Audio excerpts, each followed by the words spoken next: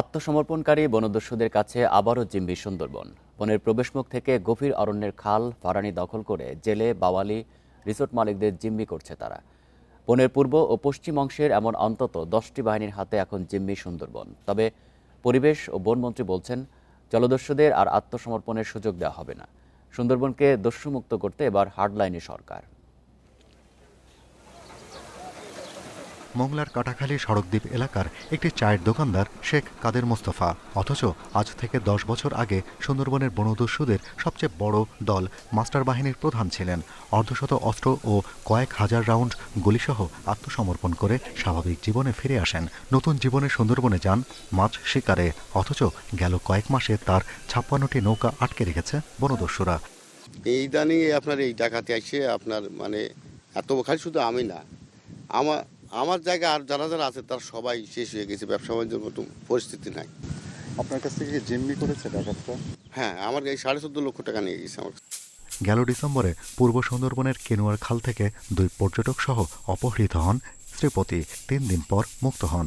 ডাকাত দলের প্রধান আটক থাকলেও সহযোগীরা এখন এলাকায় ফিরে এসেছে। দিনের বেলা যা কাটলো, কিন্তু রাত্রে আতঙ্ক আরো বেশি কাজ করে, ঘুমাতে পারিনি, নানা রকম টেনশনে কাজ করে। এইরকম একটা যন্ত্রের মধ্যে আছি আমরা নিরাপদ না। সুন্দরবনের জয়মণিঘোলের পূর্ব অংশ থেকে হারবাড়িয়া এলাকায় 4টি বনদস্যু দল সক্রিয়। পশ্চিম পশুর এলাকায় আছে ছোট জাহাঙ্গীর, আসাবুল, রবিউল ইসলামের নেতৃত্বে দস্যু বাহিনী। আর সুন্দরবনের পশ্চিমাঞ্চলে আলিফ মোল্লা ও মঞ্জু বাহিনী দাপিয়ে বেড়াচ্ছে।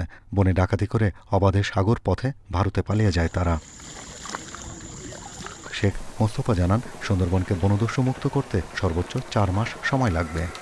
আমাদের ইসে যদি চলে তাহলে হয়তো 2 থেকে 3 মাস বা 4 মাসের ভিতরে ক্লিয়ার, কোনো সুন্দরবন ডাকাতি থাকবে না। তবে স্থানীয় এমপি ও পরিবেশ বন প্রতিমন্ত্রী জানান, অনেক বনদস্যু আত্মসমর্পণের পরও আবারও ডাকাতিতে ফিরে এসেছে। তাই সুন্দরবন রক্ষায় সরকার এবার হার্ডলাইনে। না, আত্মসমর্পণে আমরা কোনো সুযোগ দিব না। আমাদের এরকম কোনো পরিকল্পনা নাই। কারণ একজন অন্যায় করবে, তাকে আত্মসমর্পণ করে তাকে পুনর্বাসন করতে হবে, তার দায় দায়িত্ব নিতে হবে। এটা কিন্তু বিগত সরকার করেছে। একটা দুর্বৃত্তকে আপনি যদি প্রশ্রয় দেন তাহলে সে আরও দুর্বৃত্তায়ন করবে। তো আমরা মনে করি যে না, কেউ অন্যায় করলে তাকে পানিশমেন্ট পেতে হবে। 2016 থেকে 2018 সালের অক্টোবর পর্যন্ত সুন্দরবনে সক্রিয় 32টি জলদস্যু বাহিনী আত্মসমর্পণ করে। এরপরই সরকার সুন্দরবনকে দস্যুমুক্ত ঘোষণা করে।